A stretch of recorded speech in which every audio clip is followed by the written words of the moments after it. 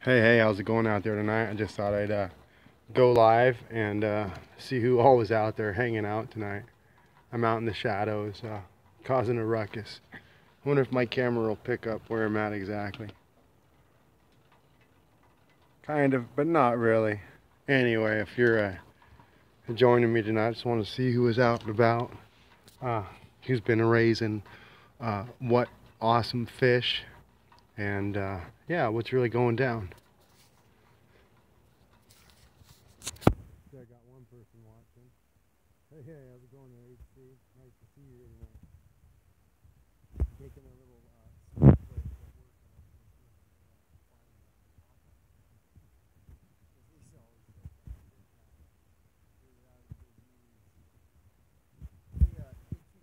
Wasn't it last time we talked, you were talking about breeding guppies? Isn't that you? Am I getting you confused?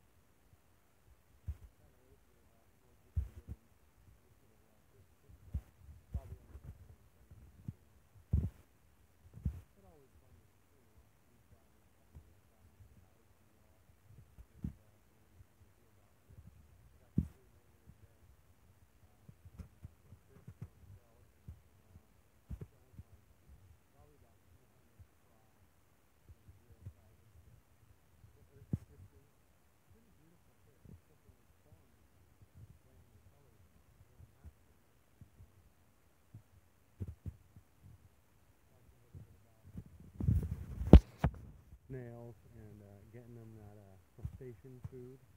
You know, for being kind of, I got some stuff that was, it's called fast sinking, calcium enriched, and I guess it helps thicken the shell walls of. Wow, she can't hear me, darn it. Let me see if I can get the microphone to work.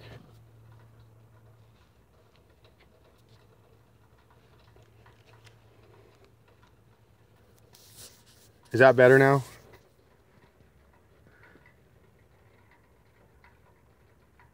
Cool, HC. Darn it, I wonder if this whole video isn't going to work out. Nobody could probably hear the first 4 minutes of it. I should probably step inside so I can talk louder.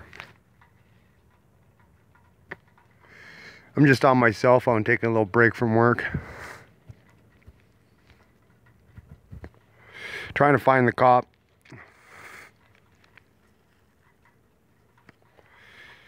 Well, dang it anyway. On the fact that all the awesome stuff I said might not have been heard. Oh well, stinking phone. Yeah, I got my dork light on because I'm at work, and this allows me to cruise around and get stuff done, and I don't have to find switches for the lights. It's pretty cool. Bam, bam. It gets super bright, ridiculous. I like that. I'm just smoking a cigar and having a beer. Yeah, that's life. I just finished enjoying some very fine tobacco. And yeah, good times. Work in this really old church. Built, well, pretty soon it's going to be 100 years ago. So, but other than that, yeah, I've been going pretty good. Hey, HC, I was asking you, I don't know if that's going to work. Hopefully you can still hear me. I was asking you, because I think the last time we talked, you were breeding some guppies. Or am I getting you confused? And you said you had an outside tank, I think. I might be getting confused. Alright, let me push some buttons here. Yeah, see, that's what I remember. You were breeding some guppies. So I do remember correctly. Cool. My brain's not all gone. It's like 2:30 in the morning here. Should probably stop shaking the camera so much. But I don't have a tripod.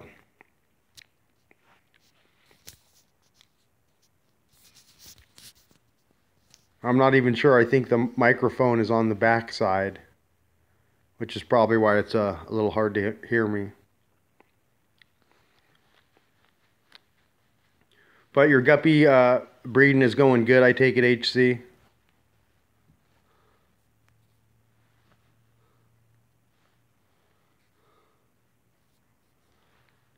I gotta play with some other buttons real quick.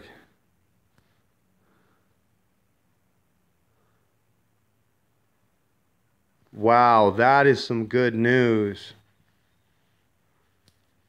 Yeah, we were talking about, I think it's the dragon tail or the Cosmo tail mosaics that are up at Corey's from Aquarium Co-op. Almost makes me want to drive up there and check that out. So I'm really tempted to do that, I don't know, in the next couple days. Plus, somebody was teasing me today, I think, and they said that he might buy some angelfish. I don't know if I want to drive them that far up. Hey, nice to see you here, DPK. Fun times. Just taking a little break at work, so I thought I'd do like a quick little live stream to say howdy to everybody and see how everybody's doing. Yeah, them half moon tails. Wow, those guys got a nice little tail on them. I got some really fancy tail guppies, and somehow I picked up a trait to have a ragged fin. So I've been having fun with these ragged fin. I call them flame tails because they look like a little campfire. I try to get the orange and the red in there, and a little bit of yellow and a little bit of black, so it looks kind of like a campfire. And then I've been working with a breed of rainbow tail guppies. And then I had my angelfish. They've been breeding. I got like 4 breeding pairs of those guys. Hey, thanks, Carlos. Yeah, I probably need to do like a fire tail breeding update video. I got a camera that goes underwater. So, yeah. But I got these 2 pregnant females, and this like a 13-gallon tank is just full of fry.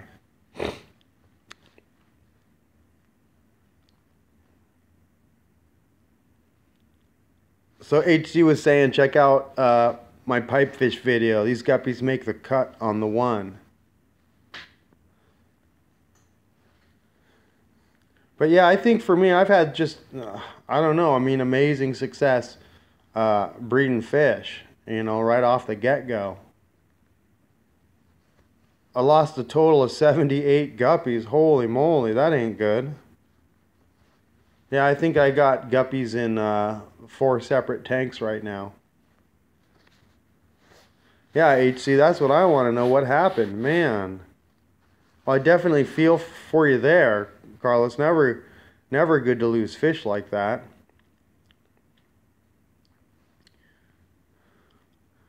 DPK says they got some kind of weird bacteria.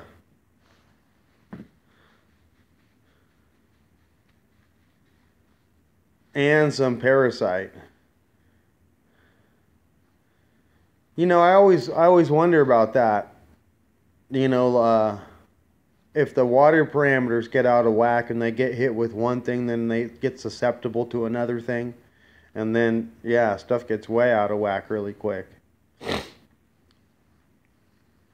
I don't know, I think for me, the only thing that really saves me is I got so much plants.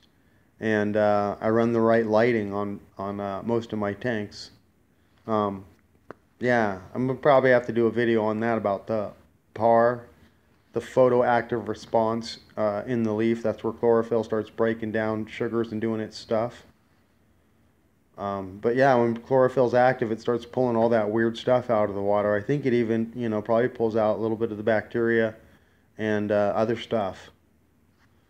But some stuff I probably got to learn about.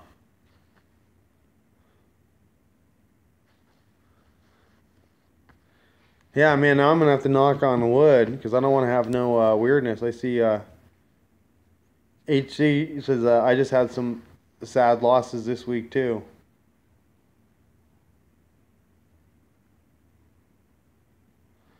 Wow, DPK, you were saying treating the tank, dropping like flies, but the plecos and the mollies don't have it. So they might have a resistance to it. And the puffers and loaches, yeah. So odd. I would just probably find, I'm sure somebody's got to answer that question. I can't even think. But I wonder if the mollies are just more susceptible to a water change. Yeah, that'd be weird, just the guppies, huh? See, and if you just had guppies in there, you could just start dumping salt in there. Well, slowly the guppies can adjust to something like, I think it's 3 times the salt in the ocean. Yeah. So, but basically a lot of the freshwater parasites and stuff in the gut doesn't survive the salt change. And then I guess, stuff in the gut can always be treated, all the parasites, for that dog dewormer, I think, that everybody uses at Petco because it's on the cheap side.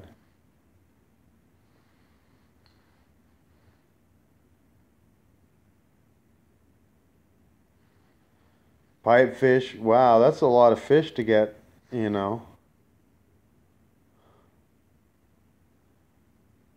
Yeah, I think Corys don't like salt, and I know plants hate salt. So it's tough to do, if you have like a quarantine tank, I'd probably just catch guppies. I'd probably check with somebody because I might not know. But I'd probably just throw a bunch of them guppies in a salted tank and slowly start salting up the tank until whatever's bugging them dies off. And then I guess you'd probably end up doing water changes to unsalt them. That'd be the cheapest way. Probably maybe not the best way. I mean, there's all those other weird cures.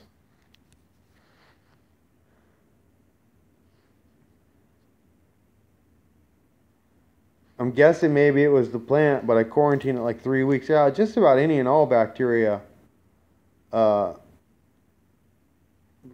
live on a plant. But I guess some of it gets eaten by the plant, because the plant responds to it.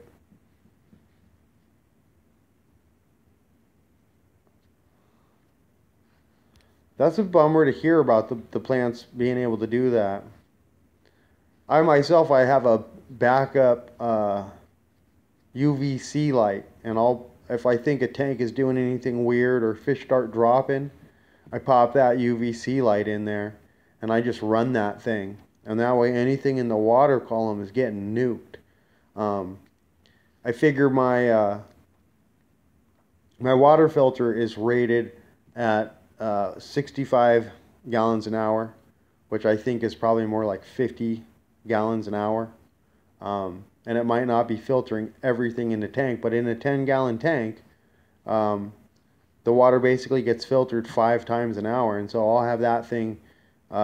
People talk about not running it 24 hours a day. They talk about running it, here and there. I'll plug that thing in for 3 days. Just nuke anything in the water column.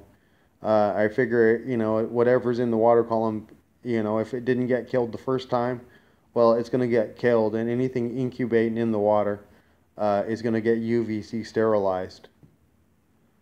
So, and then any of that weird stuff like the bacteria that's in the water, once it dies and becomes floating nutrient, I think then it definitely gets absorbed by the plants or absorbed into the system. But UVC light kills everything. I'm a real big believer in that UVC light for fungus in the water column or bacteria, anything in the water column.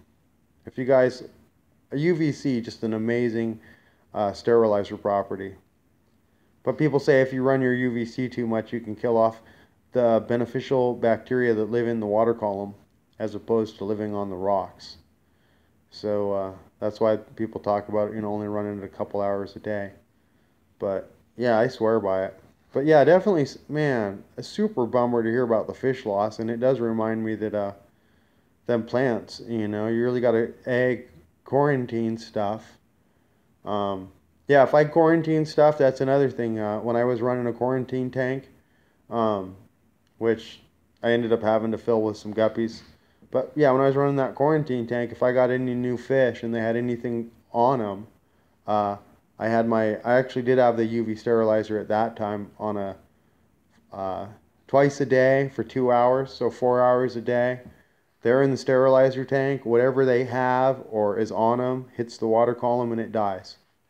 And so they don't have an ability to spread it to another fish. And after, for me, I ended up doing, basically just 50 days in there to make sure nothing was wrong with these new fish and then introduced them. Yeah, let's see.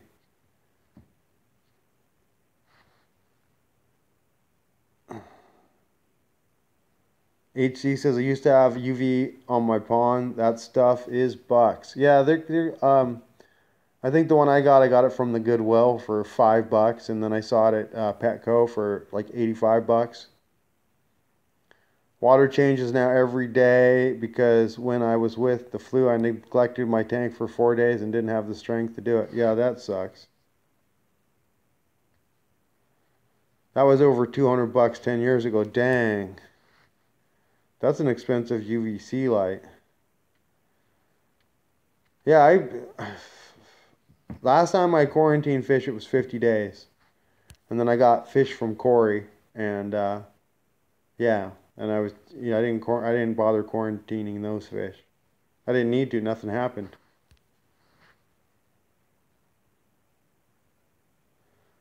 Funny thing is, before the females died, young and old all dropped fry. Yeah, I don't. People talk about like 21 days, and I'm like, I don't want to introduce. Or I just want to make sure the fish are stable. They might end up hitting my water, um, and then getting weakened, or the pH. Maybe they don't readjust to where they're from. That was another thing about Petco fish, is that your fish comes from a different pH, different electrolytes, different all that stuff in the water. Boom, they get slammed into what, seagrass farms. No offense against seagrass, but seagrass introduces them to Florida water and Florida hardness and Florida minerals, and they sit in that water for a day. Then they hit Petco. Petco's your local area water, of course, with whatever weird stuff they add, electrolytes and temperatures. Um, you buy that fish typically within 7 days. So, your fish might have been 4 different places, flown 5, or 15, 20,000 miles. He has a chance to get something weird, and B, a definite chance to spread it. Yeah, I've been reading a bunch of stuff online about people taking plants, um, and using a little like chlorine on them. Another guy did a video about using hydrogen peroxide to oxygenate stuff off. Um, yeah, somebody else was talking about giving their plants a 3 times salt dip, which I thought, that quick absorption, maybe you get away with it, in the dark if your plant's not active. But I don't know. Salt and a lot of the plants, they just do not get along. Really, salt burns them up. See if I miss a comment. Yeah, that's a good point, HC. At least their genes will live on. It just sucks to, lose some of them females. It's hard to see what the female guppy, what gene she's carrying, because some of the genes I'm messing with, like the cobra skin or the snake skin, that's like a male linked gene. So the female, I guess, isn't stuff I don't understand once again. But I guess the female isn't able to carry that gene. So yeah, something totally weird. DPK says, but I got now 200 Paradise fish fry growing in my 2-gallon jug till they get big enough to eat crushed flakes. Wow, that's got to be pretty cool. HG's like, what do you feed them? I'm trying to wonder. You must be stuck on the brine shrimp. I remember doing the 1-gallon jug for, I think I had like 200 angelfish in a 1-gallon jug. Had a little bubbler in there. Had a little micro filter. Micro worms right on. Yeah, I had this little super simple foam going through. Then I had a little hose. I put a video about it, but I put a little hose up into the filter so that water that got pumped out of the main tank got filtered, got picked up on the other side of the filter, and automatically gravity fed like the 1-inch difference down a hose and into the tank of the angelfish.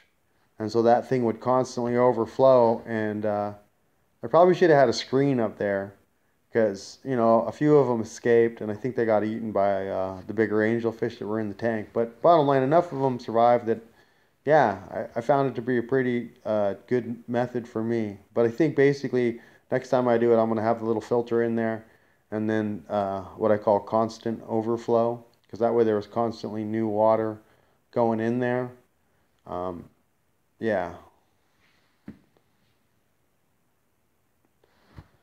DPK says, I use aluminum powder. It kills everything, but if it's not dripped more than 30 minutes, then the drop is effective to 60%.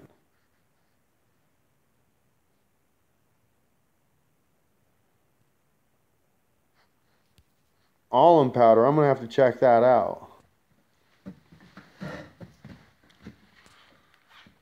Yeah, that's what, man, there's just so much interesting stuff to learn.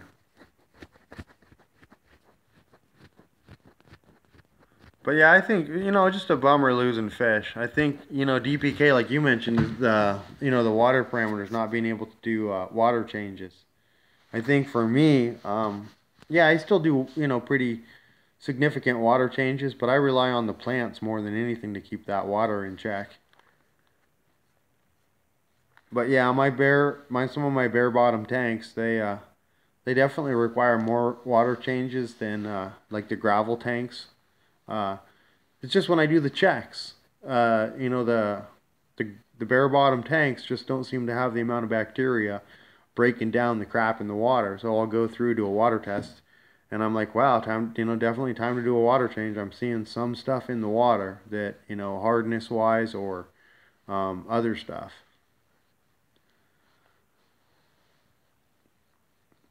Hey, I see KG Cichlids just stopped by. Pretty cool to see you. Awesome. Haven't gotten to chit chat with you in a little while. It kills all bacteria, snails, parasite because it drops the pH drastically, and it's toxic to all microorganisms. Yeah, that's pretty cool. I'm going to have to figure out how it does that. I was watching a coral video the other day, and they were talking about how to kill stuff in the salt water and stabilize the fish for transport, or I mean the corals for transport, that they drop the water pH using CO2. Just inject it, and I guess it drops their water right down. Then they talked about injecting oxygen into it to bring the pH back up to a balance that they wanted, which I thought was pretty interesting. But I guess it allows them to stabilize their coral for transportation.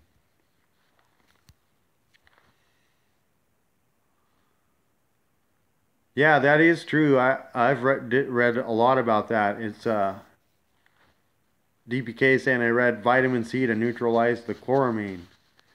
Yeah, vitamin C. I mean, it's basically, I forget what I'm trying to remember how to explain how it works, but we'll just leave it that it neutralizes. I think it has to do with how the atoms basically break down each other and recombine to make another element. Ah, KG, I see how it is. You just come by for like 2 minutes, say hi, and hit the sack. Yeah, I wish I could hit the sack, but I'm chilling at work, taking a little break, having some fun. But hey, no, seriously, thanks for stopping by. Always good. But yeah, we'll have to catch you in a stream. I get kind of bummed out when I have these little streams where I can't do like a Hangouts chit chat and then everybody can just cam up and show me flat out what they're doing with their fish. That's when things get really exciting. That's why it's kind of a bummer I'm at work. I'm home, half tempted just to finish work and go home. But my roommate might be sleeping, so that's the kind of the bummer lately about streaming at night, not waking him up. But all right, KG, you have a great night, sweet dreams. And if I don't get to talk to you before the holidays, happy holidays to you. Merry Christmas. Because it's hard to figure out when I'm going to get to, catch you all on a stream. I certainly don't want to try to message all the people that I'm subscribed to. Man, I'd be on the computer for a day and a half.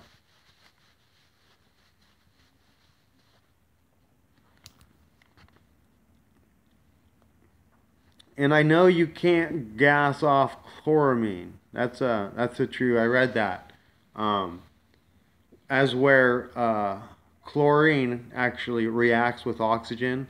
So a lot of people talk about taking any container and they bubble it for a day, and the chlorine drops. It's somewhere like 97% of your chlorine is gone, and then there's like a 3% whatever left within. I guess what is it, 36 hours, you've reached almost 100%. What chlorine is left is negligible. Anyway, chloramine supposedly gets out of the water because it's the same thing, a gas, but it just takes like 7 days. So real quick, HC, there is a website you can go up, and I think it's called drinkingwaterchloramine.com or something. But it actually talks about all the municipalities that use chloramine. And it talks about the other municipalities that use chlorine and no chloramine. Because I went up and checked and was amazed to find that there are some cities that use chloramine. I was really excited to find out that the local water that I use does not use chloramine. So...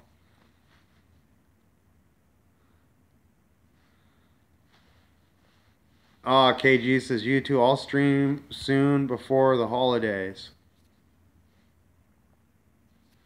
Well, good deal, good deal. It'll just be a matter of if I get to catch you streaming or not, or I'm stuck at work or doing some goofy stuff. You know how that is. I got to help a friend move today.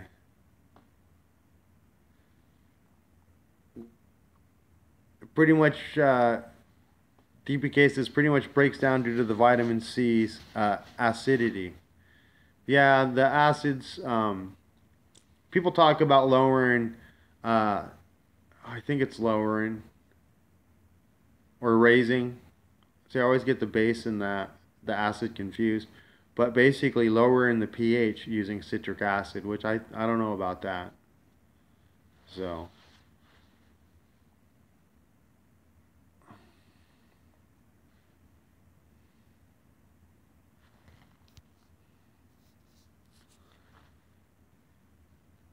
yeah, I hate that we use it. It wasn't like that before too many people moved here.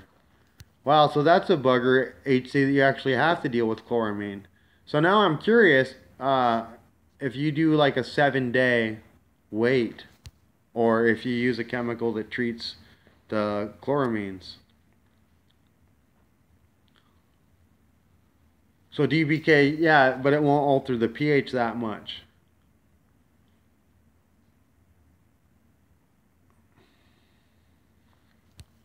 And then I was reading HC Aqua wrote chloramine. Hold on, hearing weird noises outside.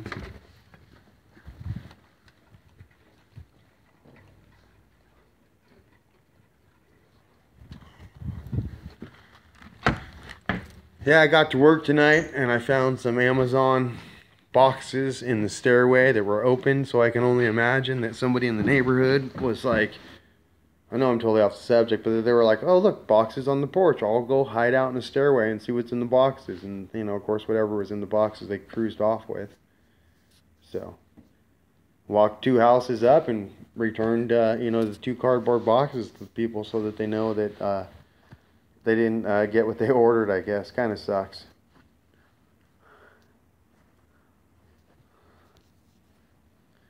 HC says, is it okay to add crushed vitamin C straight into the water after changes, or how do you use it? I don't. I myself, I wouldn't use vitamin C. There's just other. I'm trying to think about what's in the stuff I use, but I use a couple different products. One of them adds minerals to the water, along with dechlorinating, removes the chlorine and the chloramines if chloramine was present. Hey, what's going up, going down, Planet Aquariums? Yeah, Prime. See, that's I don't know. I got in a huge discussion with somebody about Prime because Prime also affects the ammonia and the other one. I forget what it said, but it says it on the bottle. So we were talking about how when you change that ammonium and the other chemical, that it makes it hard for the bacteria to assimilate that, and that some of your bacteria end up dying off.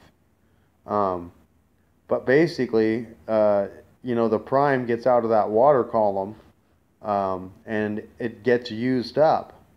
And the problem is that the fish are still producing ammonium, nitrate, and nitrite, right? So if you don't find a way within the tank to balance those out with a proper level of bacteria, then you're constantly forced to use Prime, which in the end kind of constantly starves your bacteria. At least that's the best of what I know. And somebody said it's not that bad on the bacteria, but I talked to a guy that was stuck using Prime, and he goes, "Yeah, man, every 3 days I test my tank. I got an ammonia spike, or it's real high. I got some nitrite going on," and I'm like, "Wow, you maybe don't have the proper bubble action or the proper bacteria. You might have to take some fish out of the tank, but you got to quit, using that stuff." Because he goes, "Yeah, I've been using it for a month and a half."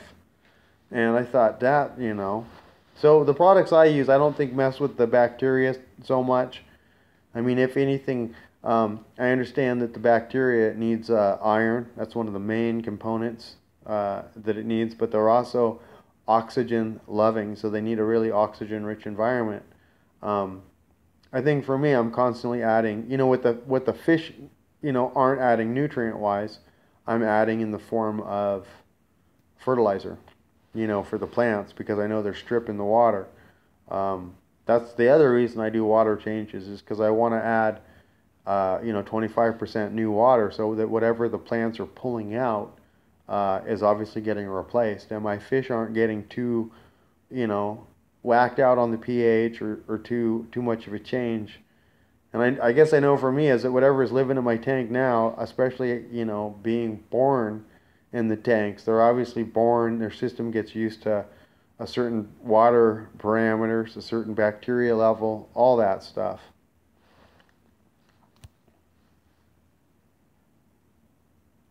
That makes sense. Just like once you use ferts, you're forced to use ferts. Yeah, that's, but I would rather put fertilizer in my tank and have my plants suck that up. As opposed to having so many fish in that tank that the ammonia levels and all that. And I think that's what people talk about, having a balanced tank. I mean, my tanks are all out of balance, but a lot of my tanks have, double foam filters, and then a whole, plant base. And then I'm running a lot of light. People talk about running their aquarium light like 8 hours a day. I was like, I don't want to deal with an ammonia spike. When the plants gas off, they cause a CO2 change. And then, of course, your pH, you get these pH swings that people talk about. And I go, oh, you know what? I'll just have my plants running 12 hours a day. I got another timer that's on 16 hours a day. And basically that means that my plants they're doing their deal. They're actively all, for 12 hours they're pulling crap out of the water. And so for me, when my plants are, I guess that busy, then I gotta give them a little extra once in a while. But yeah, I do a water change. Then I dose the minerals, and if I clean a little bit of crap here and there off the bottom, not really like a full gravel vac, but on a bare bottom tank, I'm vacuuming those things out like every 2 days. So just because I don't want that amount of crap on the bottom and it doesn't look good, but um, yeah, bottom line, in my bare bottom tanks I run plants, and I've kind of slowly been switching over in some of my tanks that are really overcrowded. I've been running gravel. So DPK says you can run a power head filter with a carbon in it, add dechlorinator, let it run for an hour, and the carbon should absorb it.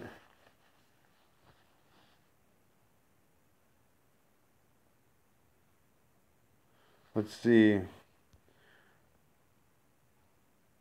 So you live in a not too polluted area? Yeah, yeah, the water's pretty clean.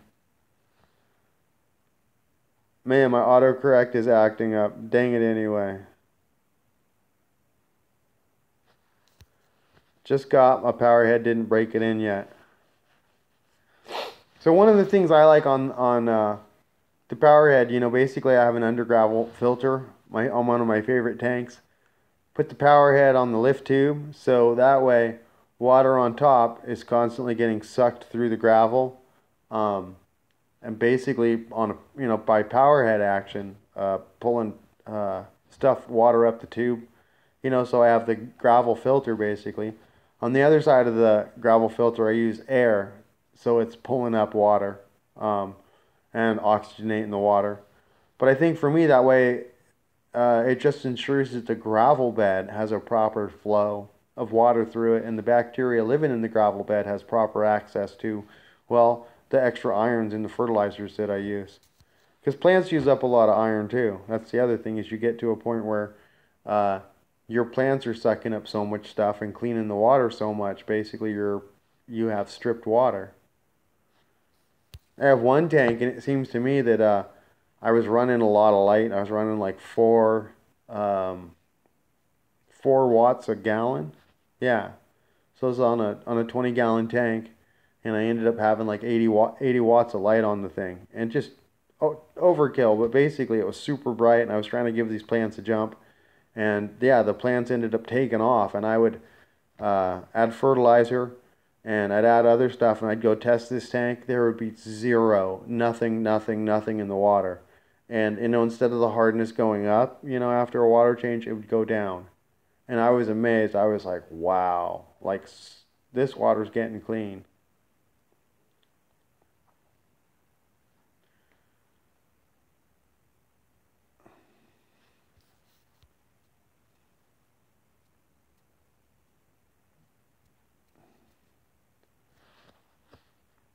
That's what they do in the brewery. Yeah, I've heard about that. Carbon filtration for the beer to get any weird taste out.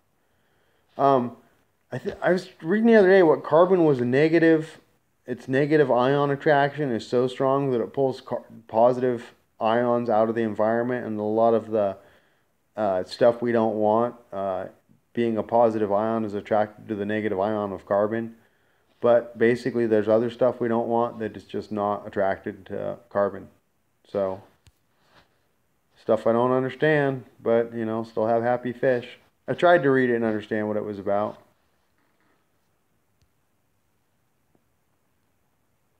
Oh, they run a carbon filter to get rid of chlorine and chloramine in the...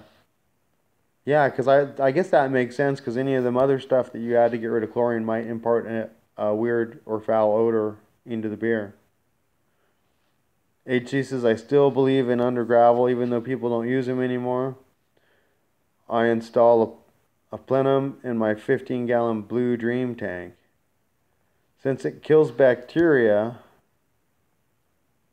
Oh, since it kills the bacteria that helps in the fermentation process of beer.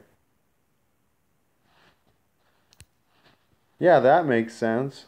You can't brew the beer without, yeah. I always threw my carbon away. Well, so for me, HC because not all my tanks are planted. On my planted tanks, I cut the back of the foam, and I pull the carbon out. And people go, "Don't you have a fish smell?" And I go, "No, I have a balanced tank, so whatever's going on in that tank, there's a bacteria that's eating it up. Because you provide food for bacteria, they'll find it and thrive. And yeah, I don't have the weird fish smell.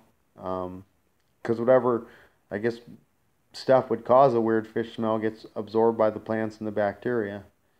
For me, keeping fish, I guess this might be a lame way to put it, but it's about keeping the water quality. And so people go, what? And I go, I don't even think I keep fish anymore. I just am a water quality control expert, and I still don't know what's going on. But I basically focus on the way to keep my water clean is to have the plants doing the stuff they need to in the leaves, so they're cleaning the water. Then I provide um, a huge sponge filters for the bacteria to live on. And yeah, I went down. I bought these sponges. Um, I like to high grade all my filters. Somehow put little bio balls in there or the little ceramics that stuff can live on.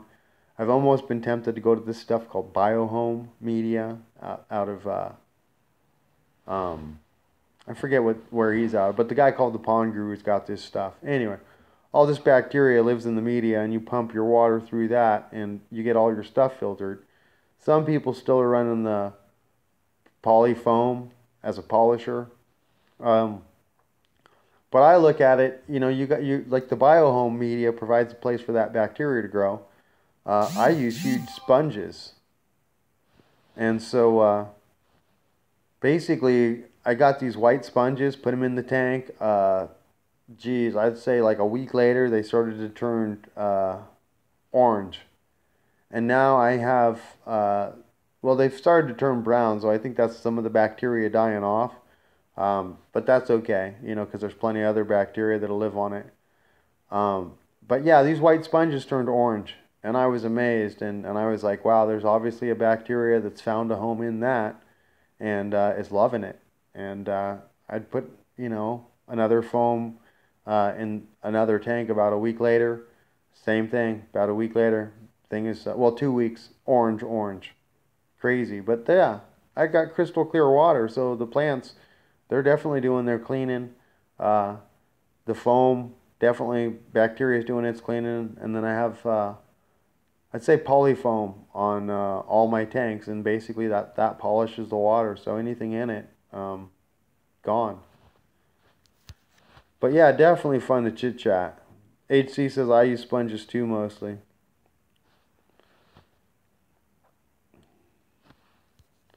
Oh, you have BioHome. There you go. And you like it. That's cool.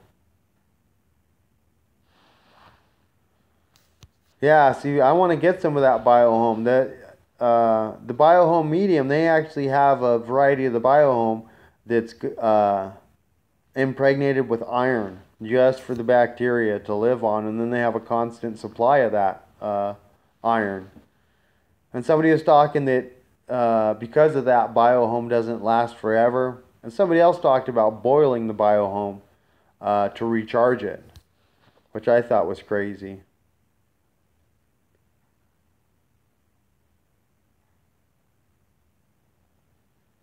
So HC August says, have you seen those bacteria gel balls? I have those too. Yeah, somebody was talking about the fact that you can just drop those in, and that as they dissolve, and bacteria basically just thrives in there.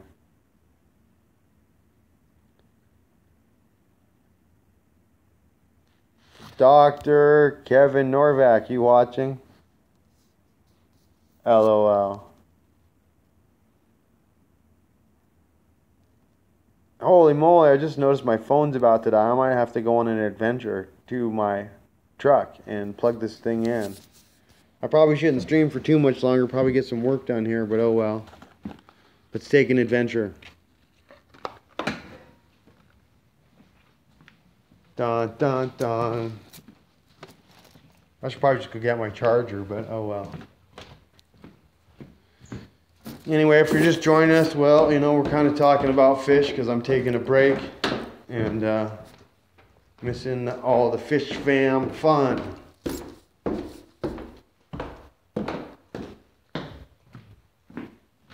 Got my new headlight on. Bam. Best thing about it. Yeah. That's the red light so I don't screw up my night vision. Super cool. But here goes my night vision.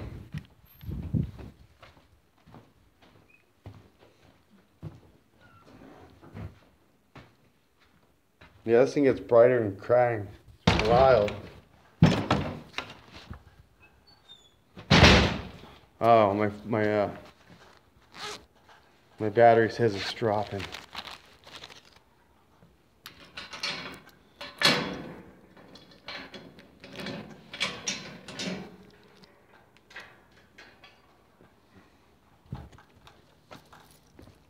Look at that, Purdy Gates.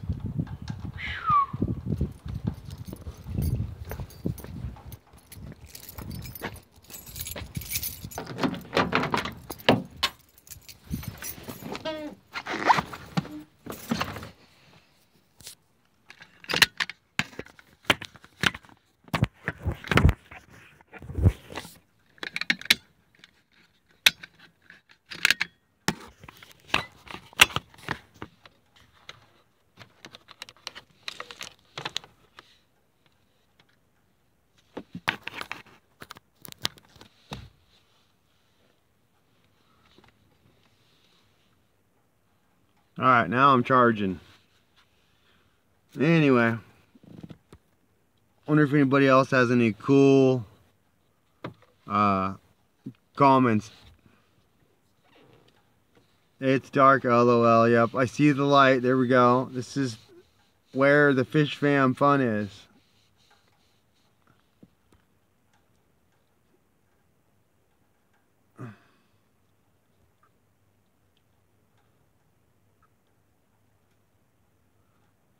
Wow, that's a cool trick, Carlos.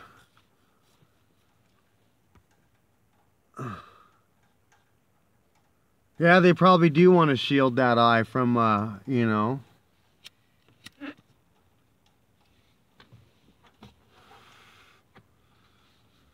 So if you're just joining us, sorry, you know, I'm in the dark. I don't really know how to fix that. I don't want to sit out here and shine a big light on my face.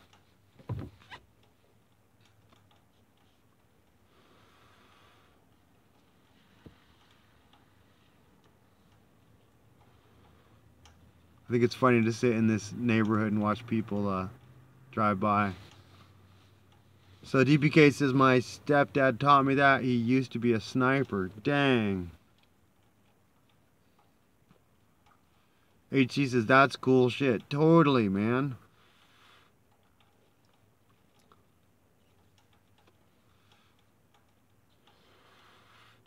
I had a neighbor for a while that was, he was an officer. And he had a gun case upstairs, and it was pretty crazy cool. It had glass on the inside, and then it had the doors that you could shut. So, you know, it was locked on the inside with glass, and that way he could display his guns and, you know, kind of show people. Because he said, yeah, I'm, you know, always showing, and even other officers. But bottom line, yeah, I remember growing up, and, you know, he always had like 14 guns in there. And he talked about some of the guns that he had were sniper guns, and he never wanted to talk about that. And I would always ask my dad why, and he goes, Dan, he goes, when there's negotiations and they don't go well, he's the guy that pulls the trigger from, like, you know, a couple blocks away. And yeah, that's why he doesn't like to talk about his sniper guns. So, really cool guy. Yeah, they moved him out of the area. Well, not the, you know, but basically into another town. And then he ended up doing undercover stuff. And I think I can say it now because it's been a long way back, like a decade. But yeah, they turned him into a hippie. And basically, it was funny because because he was an old neighbor, my parents would invite him over to parties, and so he showed up one time, and like he didn't cut his hair, and he tried to look, but he just had the full lot. Like I haven't shaven in a year, and just had the dirty hippie look, from the neck up, just perfectly to a T. And yeah, one of the party guests was looking at him, kind of funny, like, wow, like, where'd the hippies come from? And his wife was, yeah, but well, I remember seeing him and just thinking, wow, he doesn't even look like our neighbor anymore. But yeah, my dad was like, yeah, you have to forgive my friend, he does some undercover work here and there. At the time, we thought it was funny to say. But yeah, he super, just incredible neighbor. My parents are still friends with him today, even though he ended up moving, I don't know, a distance away.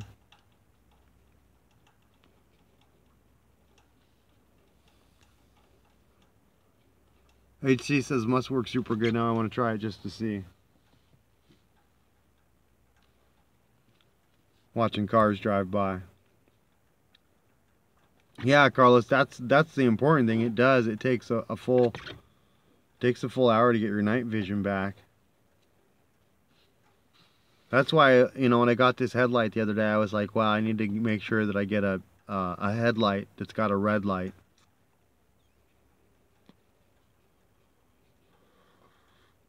Constantly out walking in the woods at night is, for me, one of my little favorite things to do.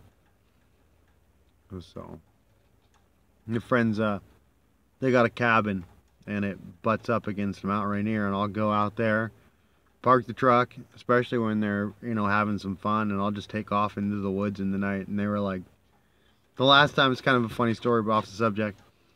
So, last time I went out to visit them, they had a burn ban going on, and since I love to play with fire so much, I was like, come on, you guys, like, no fire? And they were like, no. And, so it's 9 at night, it's dark out, got a half moon rising, and they're like, yeah, Dan, we were out at the river today, and we seen some mountain lion tracks. And I'm like, really? That sounds awesome. I'm going to my truck. So I went to my truck and got a couple flashlights and one of the, big hunting knives. And I got a metal frame backpack. That's the one thing. Mountain lions always attack from behind, so I had a metal frame that, rests right against the back of my neck. So yeah, I'll probably get, theoretically, if there was an attack, I'd get knocked to the ground by like, probably feel like I was getting sacked by like a 250-pound football player, but he wouldn't be able to actually claw me or get me because I got a backpack on. So, anyway, bottom line, so I started to take off. They're like, where are you going? I said, I'm going to go see me some mountain lion tracks if I get lucky. Maybe a mountain lion. My friends are like, they're crazy. One of my friends is like, if I was the mountain lion, I'd be running. And he goes, Dan will be fine. I said, man, I'll see you guys in a couple hours. I just took off. Beautiful, beautiful hike up this river. And all the crazy washout. It's just huge fields of river rock that just get shifted with every winter. It's a totally new river. So, but beautiful, beautiful country to hike through at night. But yeah, I got down there and I found some not too big a mountain lion tracks.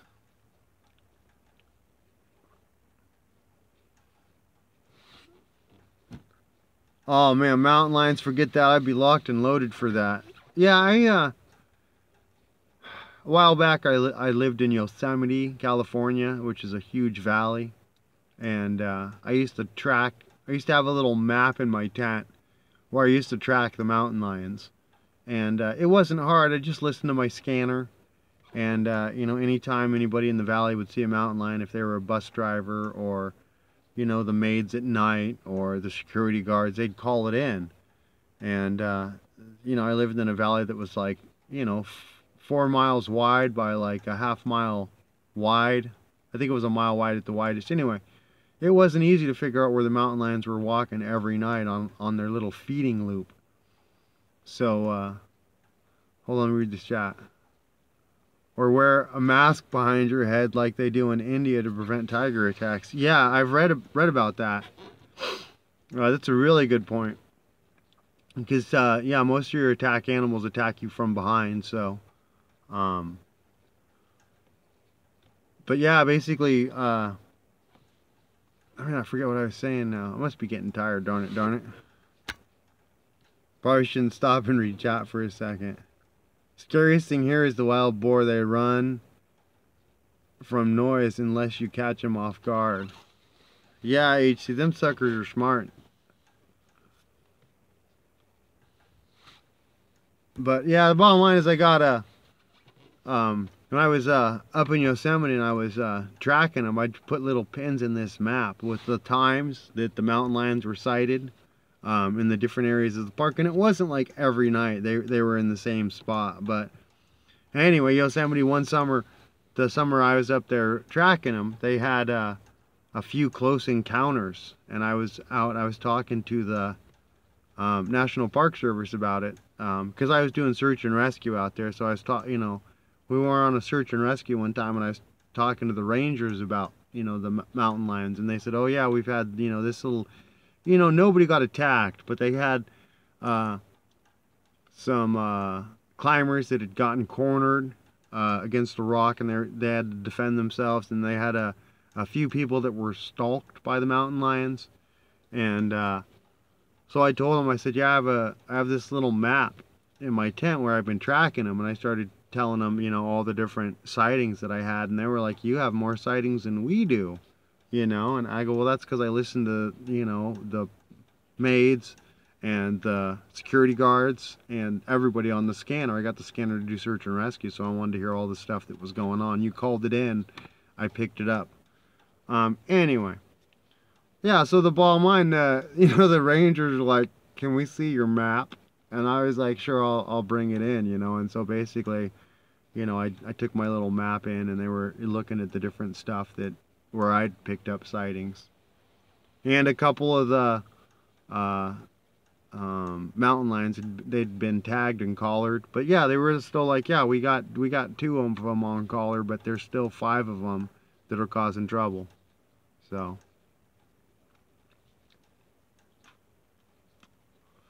DBK says, we used to catch wild boar at night with an ATV, a big knife, jump on them with the knife ready to go in. So once you land on them, they're dead. And once you hit the right spot on the heart.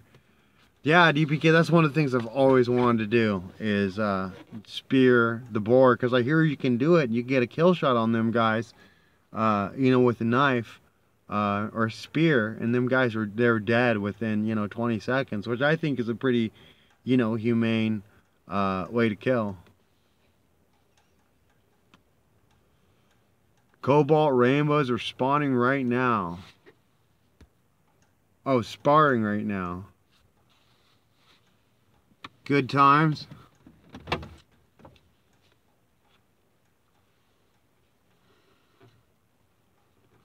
Yeah, I watched a video of a 12-year-old. Him and his dad, like his dad basically caught the boar in a rope, and then he jumped on it and speared it in the right spot, and then his dad helped him. But I thought, man, that boar was pretty much dead when the kid hit him. Kid had like a 14-inch knife that was huge.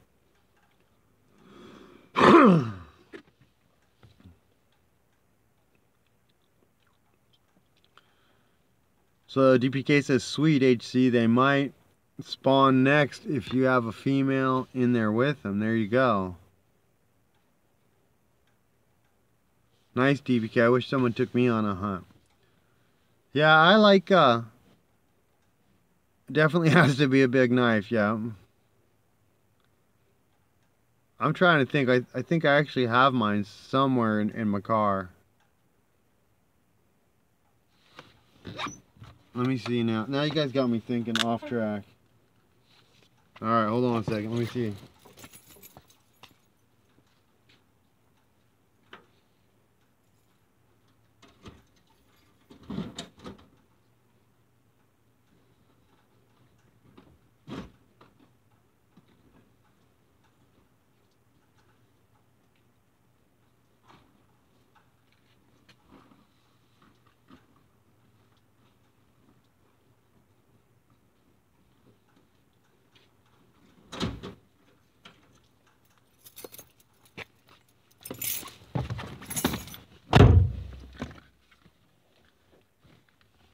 Alright, let me see if I do get this right. So that's my smaller version of it. But this is a dive knife. So you got a superior grip on there. It's got the blade, so once it goes in, anything coming out is done. But the most important thing is it's weighted. So there's a balance on this blade. So it's very quick, very easy to move. And I cut the serrations in there. So yeah, basically this does the deal. I mean, it's a rescue or safety tool. I think the biggest thing is this blade. It's made to be used as a pry bar, so that if you have to pry, that's why there's such a thickness to it, metal wise, and then weight wise. Yeah, so once this blade gets going, because that weight, it acts like a hammer, and it just hammers that blade into the depth that you need. Yeah, pretty much an unbreakable blade. I like to go in the woods with this, and then yeah, well, and the other one's got about 3 inches on it, so it's even bigger than this. But this is really great for close quarter stuff. Yeah, I'm gonna get amazed. I bought that knife at the Goodwill, and I went up online, and it's like $160 for this knife. I got it at the Goodwill for $5. I get amazed, man, how just awesomely lucky I am at the Goodwill. But you gotta be safe, you know. You don't want to be sorry.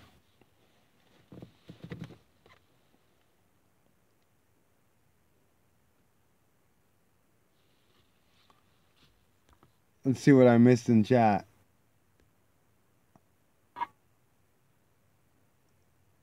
Definitely has to be a big knife. HC says, I'll need to get me a female or two. DPK says, just wear thick leather jacket and pants. Leather pants don't got that shit. Now, if you have a poison dart frog, you can drop them too quick. No matter where you hit them, they go down. Poison dart frogs here lost their poison. I guess we don't have the right insects for that. It's not necessary, HZ, but it has to be safe. That's awesome. Take me hunting, DPK. Yeah, that would be cool. I think my thing about hunting, you know, I do probably more fishing than anything in Washington, is have access to fresh meat, you know. And I like to kill it and grill it in about 10 minutes. And I think my biggest trick on that, I don't like fish to actually have the fishy taste. I know this is bad because I'm supposed to be an aquarium guy, but yeah, I'll go salmon fishing. I'll catch a salmon. First thing I do is gill it, you know, with a knife, and hang it upside down so it bleeds out. And then the salmon don't have that fishy taste to them. They taste super awesome. Take that and throw that on the grill.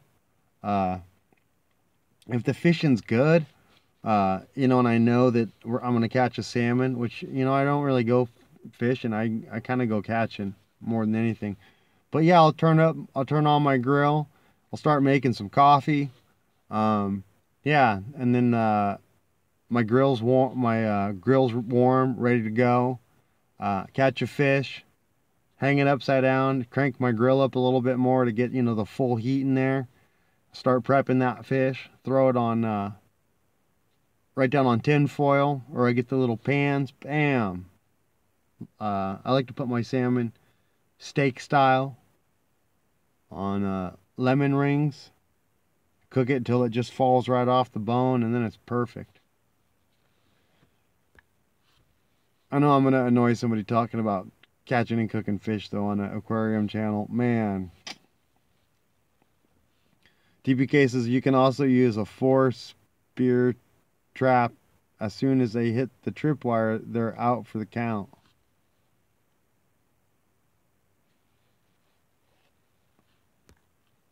DPK says if we ever go to Hawaii, we should go, HC. Man, you guys are getting me hungry. I feel like I'm going to have to go eat something now.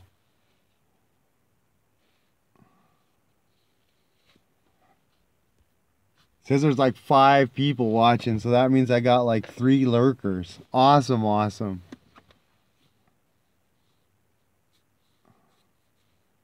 Yeah, I think it's just fun to, be out in the woods at night.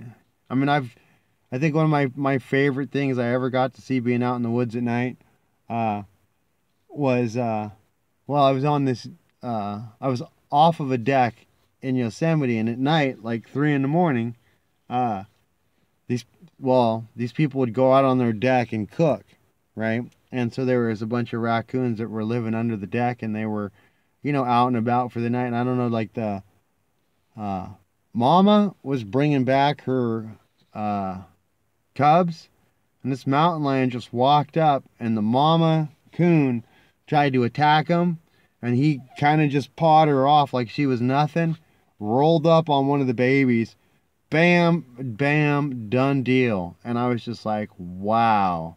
And then he, took off in a run.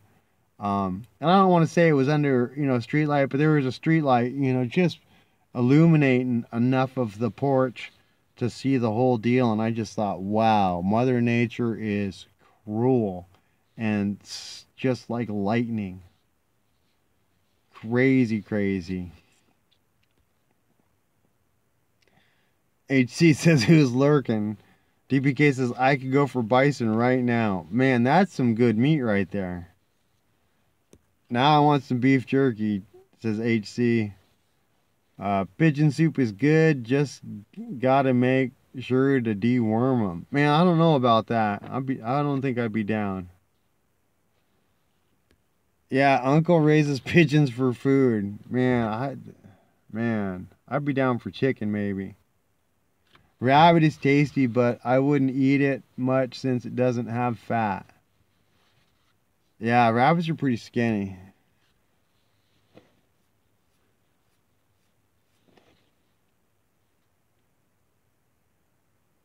HC Aqua says, my. Hey, look, Paramount Aquatics showed up. Sweet, sweet. Hey, everybody. Good morning. Well, morning to you.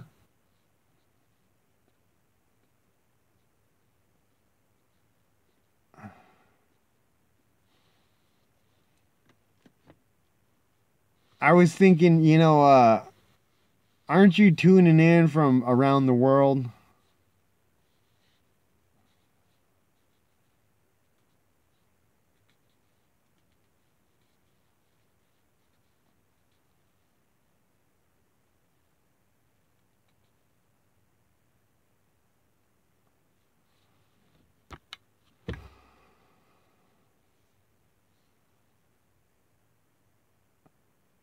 DPK says one thing I want to try is moose meat. Yeah, moose meat, it's pretty tough. It has a pretty gamey flavor. I used to eat moose when I used to live up in Alaska. And if you ever get a moose rib, them things are like, they're like 3 feet long. It's crazy. You eat like 2 of them, you're full. Yeah, never, I go eat ribs now and I'm just like, not quite the same.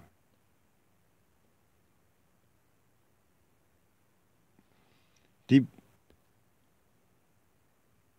Paramount, I can't say your name right. I'm just going to call you Aquatics. Aquatics says, hi, HC. HC says, yep, sounds good. I heard it's gamey, but it's good. Yeah. I enjoyed it. What timing happening there? Right now it's what is it, like 3 in the morning?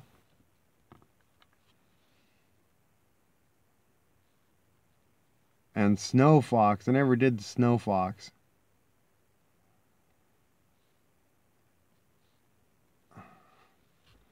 Yeah, I don't have the clock on my phone when I stream, but oh well. So HC, I think, out of Hawaii says it's 1:38.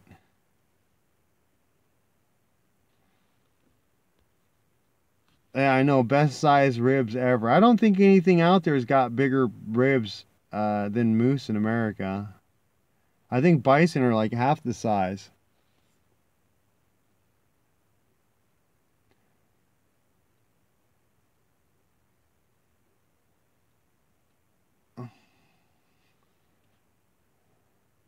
I'm still just gonna call you Aquatics. Now bear meat, I want it. Yeah, DPK. I I tried to eat bear meat once. I took like a bite of it up in Alaska, and that stuff is just tough. And you know, one of the natives said that's because the muscle, the way that the grain runs on top of itself, it's not a straight grain. It's what part of what makes them so their muscles so strong, size-wise. I don't know how true it is, but yeah, I guess the Kodiak grizzlies are, you know, pretty good. Well, some natives enjoy them.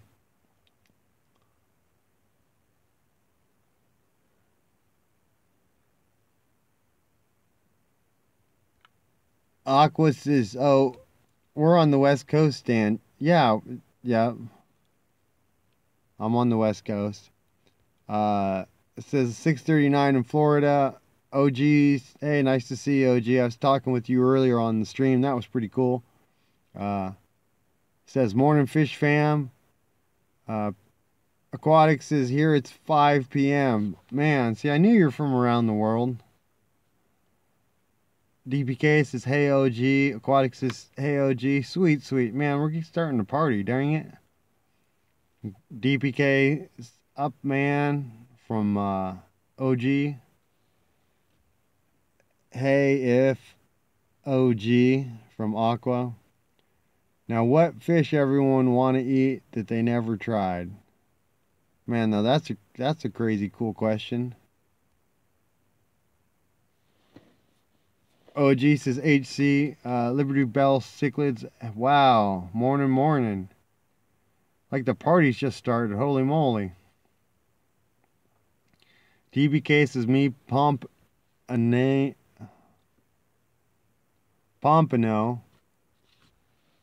then DBK says, hey, Liberty. Everybody's giving Liberty love. Sweet, sweet. What are you doing up, LOL? I was supposed to be at work, you know, but I had to take a break, and it's turned into like an hour break. I thought it was going to be like 10 minutes, but...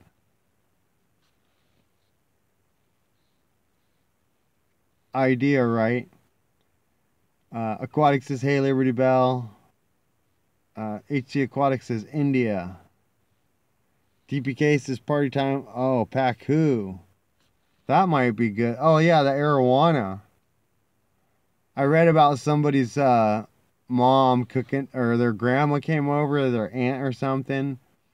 Somebody else said it was fake news, but I guess they were like yummy and cooked up the arowana. Liberty Bell says, hey, DPK, Pacu would be interesting. Chris, hey, what's going on? Morning, morning.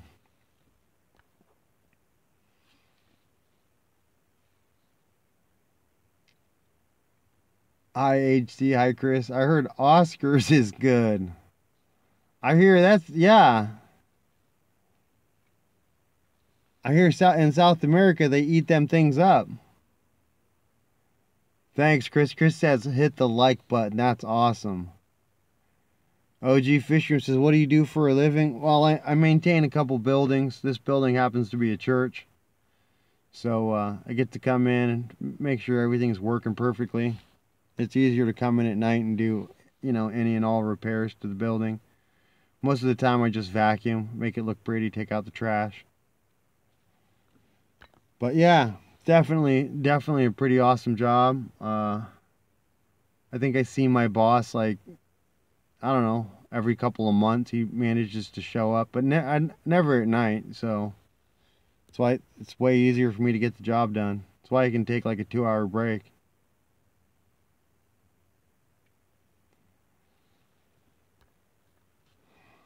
But yeah, OG, mostly I'm just a super fix-it guy. You know, get to play, you know, plumber and roofer and electrician. All kinds of fun stuff.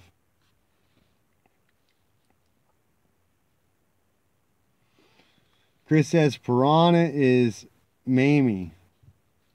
HC says, hey Chris, I like iguana. It tastes like fishy chicken. You know, that's one of the things I've always wanted to try, and that's probably bad because I used to have an iguana growing up. I used to have a 6-foot iguana. So especially when you grill them yummy yummy. Sounds tasty. Yeah, totally always wanted to have iguana. Man, now you guys are making me hungry. Make me want to go eat now.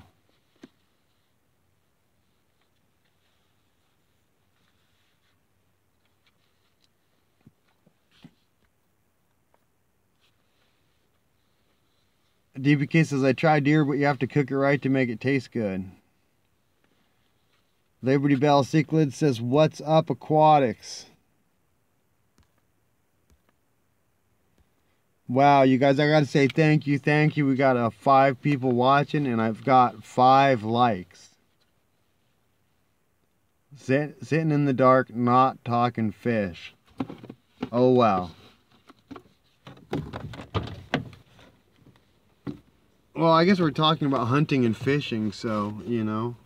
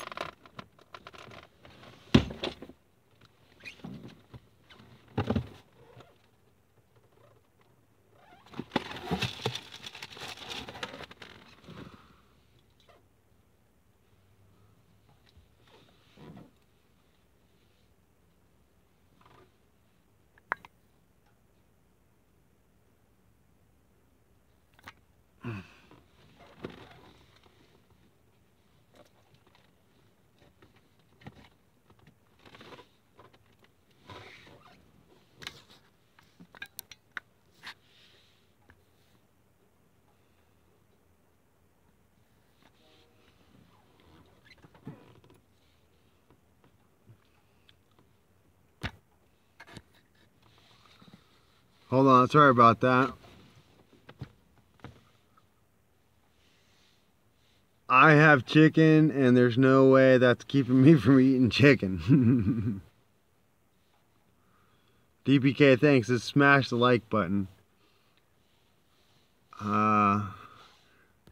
Chris says, here's the link to the piranha. Don't forget the salt and pepper. I wonder, do fishing sunbathe? I say yes, because my fish always hang by the heater in the morning and at noon. I wonder too. Hey you guys, something's weird. I put my phone on the charger and it says that it's dying.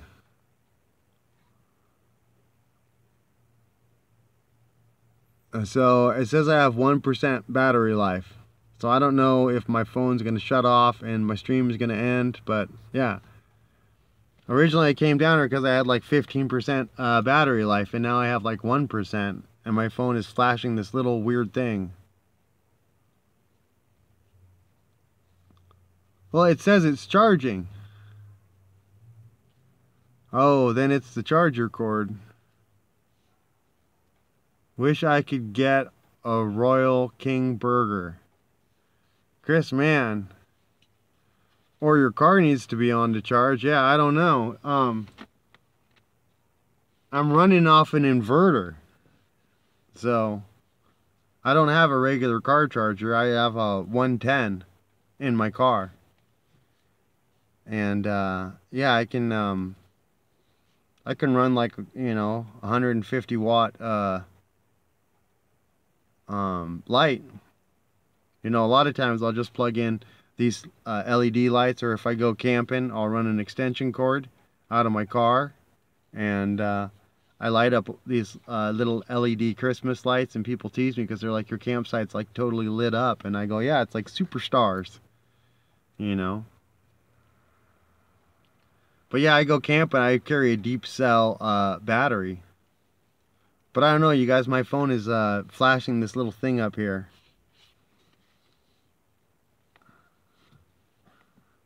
So I don't know if my phone's about to die. That's going to suck. The car needs to be on the charge, so then it's on the cord. That reminds me, I should plug this thing in too, HC. Is the cell phone hot? Let me see. It'll also slow down the charging.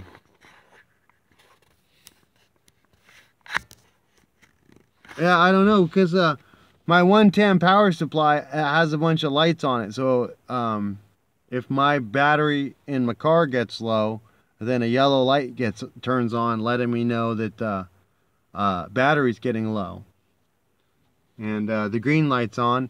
if there's been any fault in the power, like when I start the car, my inverter always flashes a red light because the power dips so low that it turns itself off. It does that before, because it always wants to supply 110 power.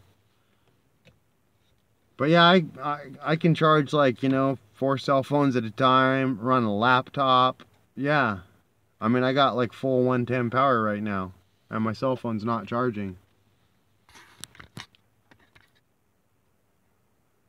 Alright, yeah, something just happened. That was weird.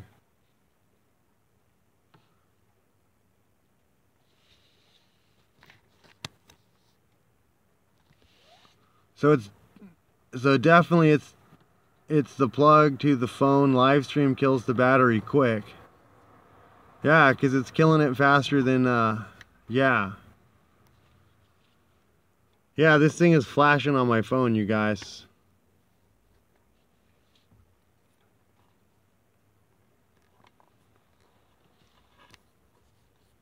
Alright, well, I don't know what to tell you guys. This has been a pretty fun stream, but I think my phone's about to shut itself off.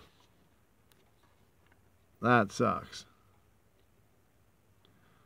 Alright, you guys, well, I might just turn my phone off before this thing flashes out. So, anyway, I'm just going to say thank you so much for joining my crazy live stream and talking all kinds of fun stuff and making me hungry.